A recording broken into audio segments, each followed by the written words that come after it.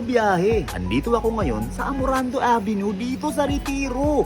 Pinuntahan ko itong fresh shop dahil may nakapagtimbre sa akin na napakasarap daw ng mga chibog nila rito at mga fruit shake. Ano bang inaantay natin mga kabiyahe? Tirahin na yan! Tara! Wow!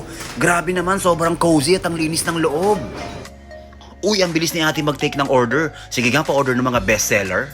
Nag-order ako ng avocado fruit shake at kani salad, mga kabiyahe. Mag-order na rin tayo ng beef bibimbap at homemade chicken ala king. Bestseller din yan. Ito na ang Fruity Tutti avocado fruit shake. Tikman muna natin ang kani salad. Wow! Fresh na fresh ang mga gulay na ginamit. Malupet! Ito na rin ang beef bibimbap at chicken ala king. Sintensyahan na natin to mga kabiyahe. Pero bago ko kainin itong beef bibimbap, minekos-mekos ko muna siya mga insan. Ayan o, mekos-mekos lang muna bago kainin. Unang tikim. Grabe naman ang sarap nito. Sobrang lasa. Dito naman tayo sa nakakapraning na chicken ala king. Sobrang creamy naman ng sauce nito. Hindi ko pa tinitikman, naglalaway na ako.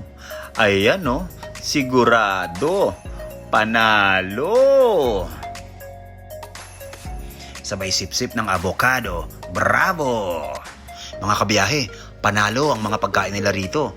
Malinis at masarap, mura pa. Kaya tara, dayuhin mo na. Oh, huling subo na agad. Ano nangyari? Gutom yarn? Di halata ah. Ubusin na rin natin ang gulay para mas maging makulay.